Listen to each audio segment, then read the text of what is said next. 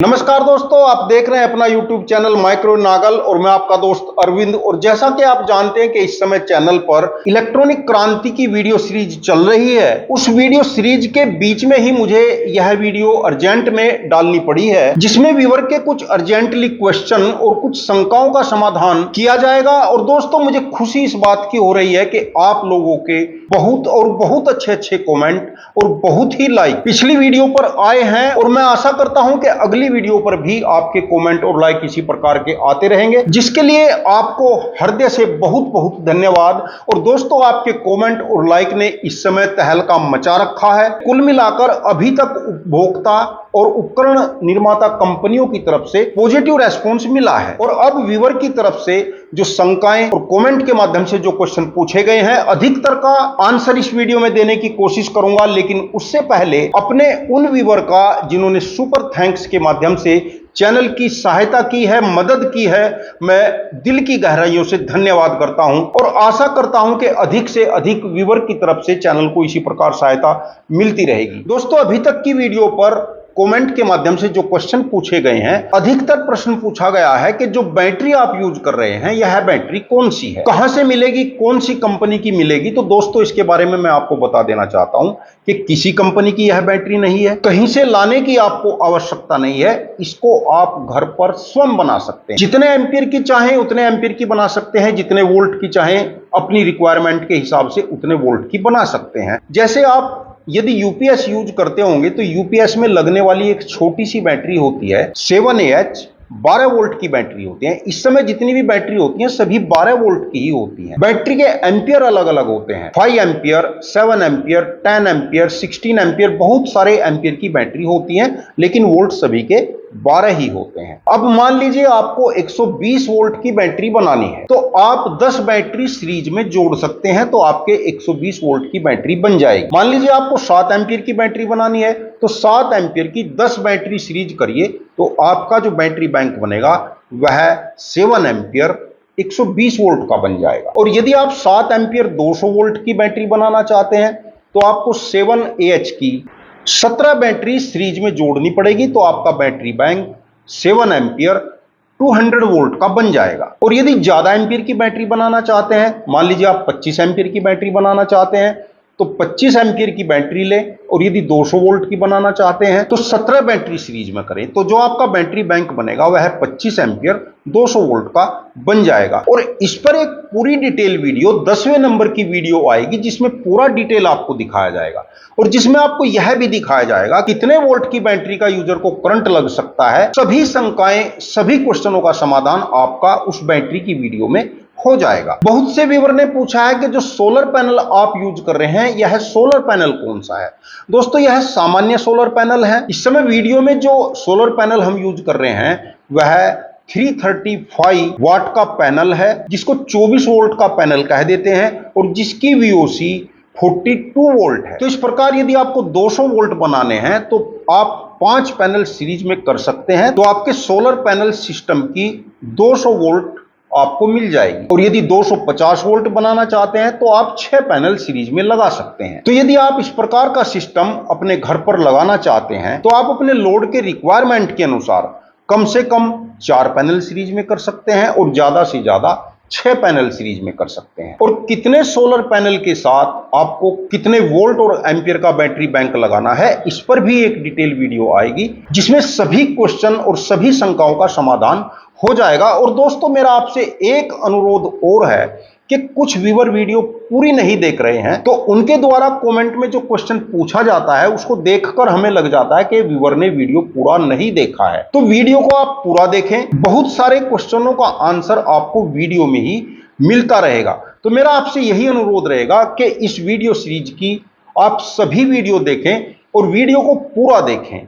एक बार क्लियर ना हो तो वीडियो को दोबारा से देखें, क्योंकि दोस्तों एक बिल्कुल अलग और एक बहुत अच्छी नॉलेज इन वीडियो से आपको मिलेगी और भविष्य में आप एनर्जी का एक बहुत अच्छा सिस्टम अपने घर पर सेटअप कर सकते हैं। दोस्तों, यह जो 10-10, 11-11 मिनट की आप वीडियो देखते हैं, इनके पीछे बहुत मेहनत लगी हुई है और बहुत समय भी लगा हुआ है, और खर्च तो कितना हुआ होगा वह तो आप समझ सकते हैं। व्यूअर के द्वारा एक और जो बहुत अधिक क्वेश्चन पूछा गया है वह यह है कि घर का समरसेबिल कैसे चलाएंगे, क्योंकि समरसेबिल में इंडक्शन मोटर होता है जो डायरेक्ट सोलर से नहीं चल सकता। तो दोस्तों, जिन उपभोक्ताओं को अपना समरसेबल भी चलाना है, इंडक्शन भी चलाना है और एसी भी चलाना है, उनको सोलर पैनल की क्वांटिटी भी ज्यादा रखनी पड़ेगी और बैटरी बैंक भी ज्यादा एम्पियर का रखना पड़ेगा। और एक 3 HP की वीएफडी जो आसानी से 8-10 हजार रुपए की मिल जाएगी, वह भी लगानी पड़ेगी। वीएफडी के माध्यम से आप अपना इंडक्शन लोड भी चला सकते हैं, जैसे समरसेबल पंप, चारा मशीन, वॉशिंग मशीन या कोई और भी इंडक्शन मोटर का लोड होगा, उसको आप वीएफडी से चला सकते हैं। और इनके अलावा बाकी सभी लोड तो आपको पता है कि बैटरी और सोलर से डायरेक्ट चलते ही हैं। वीएफडी को लेकर, समरसेबल को लेकर भी एक डिटेल वीडियो आएगी, उसको देखकर आपके सभी क्वेश्चन और सभी शंकाएं दूर हो जाएंगी। कुछ व्यूअर के मन में एक शंका है, जिन्होंने बहुत जोर देकर कहा है कि डीसी करंट का शॉर्ट यूजर को लग सकता है। उसके लिए भी प्रैक्टिकली मैं आपको दिखाऊंगा कि कितने वोल्ट तक का डीसी करंट यूजर को लग सकता है। और दोस्तों, करंट लगने वाली बात तो यह है कि जो हमारे घरों में एसी करंट होता है, उसके अगर 100 वोल्ट भी हमें लगते हैं तो भी खतरनाक ही होता है। तो करंट कोई भी हो, उससे बचाव रखना ही सुरक्षा है। बहुतायत मात्रा में एक क्वेश्चन सामने आया है, बहुत अच्छा क्वेश्चन है। कुछ व्यूअर ने प्रैक्टिकल करके देखा होगा कि डीसी करंट पर स्विच अधिक खराब होते हैं। बिल्कुल सही है। डीसी करंट पर यदि स्विच आपका अच्छी क्वालिटी का नहीं है और आप लोड अधिक चला रहे हैं, तो स्विच ज्यादा दिन नहीं रुक पाएगा। इसके लिए दोस्तों, यदि लोड लाइट है, जैसे बीएलडीसी फैन है, एलईडी बल्ब है, एलईडी टीवी है, इस प्रकार के यदि लाइट लोड हैं, तो आपके स्विच जो आप यूज करते हैं कभी खराब नहीं होंगे। लेकिन यदि लोड हैवी है, जैसे आपका इंडक्शन है, और इंडक्शन को आप सीधा सोलर से या सीधा बैटरी से चला रहे हैं, और लोड पर चलते हुए इंडक्शन को आप मैनुअल स्विच से ऑफ करते हैं, तो आपका स्विच जल्दी खराब होगा। इसका तरीका यह होता है कि आप अपने इंडक्शन को इंडक्शन में लगे हुए इलेक्ट्रॉनिक स्विच से पहले ऑफ करें, फिर मैनुअल स्विच को ऑफ करें, तो आपका स्विच कभी खराब नहीं होगा। यह तरीका केवल जब आप सोलर या बैटरी से चला रहे हैं तभी नहीं है, यही एक सही प्रोसीजर है कि कोई भी उपकरण जो आप चला रहे हैं, पहले उसको इलेक्ट्रॉनिक स्विच से ऑफ करें और फिर उसको मैनुअल स्विच से ऑफ करें।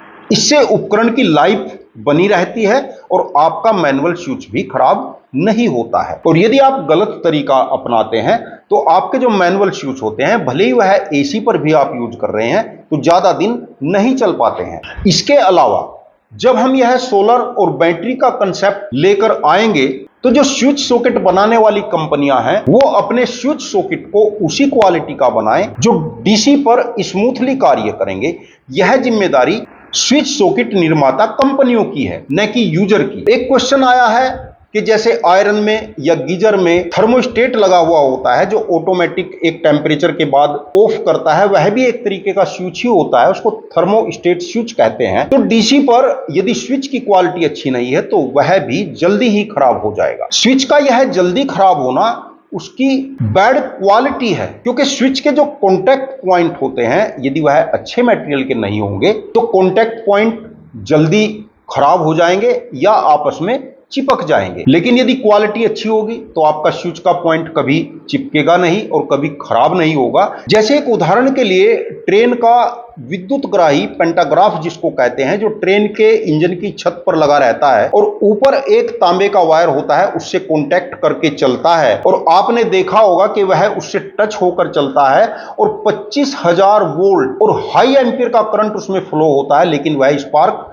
नहीं करता है, न ही कभी चिपकता है और न ही कभी कॉपर का वायर बर्न होता है। क्योंकि जो हमारा पेंटाग्राफ होता है, उसके ऊपर एक कार्बन स्ट्रिप लगी हुई होती है, जो 2-3 धातुओं के मिश्रण से बनाई जाती है। कार्बन, कॉपर और कुछ लुब्रिकेंट उसमें मिलाया जाता है। यानी उस स्ट्रिप की क्वालिटी ऐसी की जाती है कि न तो वह स्पार्क करेगी और न ही कभी कॉन्टैक्ट वायर पर चिपक पाएगी। तो यह कार्य तो स्विच सॉकेट या थर्मोस्टेट निर्माता कंपनियों का है कि वह अपने स्विच सॉकेट का कॉन्टैक्ट पॉइंट ऐसा रखें कि न तो वह खराब हो और न ही आपस में चिपके। और दोस्तों, टेक्निकल व्यूअर को छोड़कर जब तक आप इस वीडियो सीरीज की सभी वीडियो न देख लें तब तक कोई प्रैक्टिकल न करें, क्योंकि अभी बहुत कुछ ऐसा है जो आपको जानना बहुत जरूरी है। अभी हमारा शोध कार्य चल रहा है और नई नई क्वेश्चन या बातें निकलकर सामने आ रही हैं। बहुत सारी बातें तो आपके कमेंट से निकलकर ही आई हैं। इन सभी का भी समाधान किया जा रहा है और एक ऐसा कंट्रोलर भी तैयार कर रहे हैं जो आपके सोलर पैनल,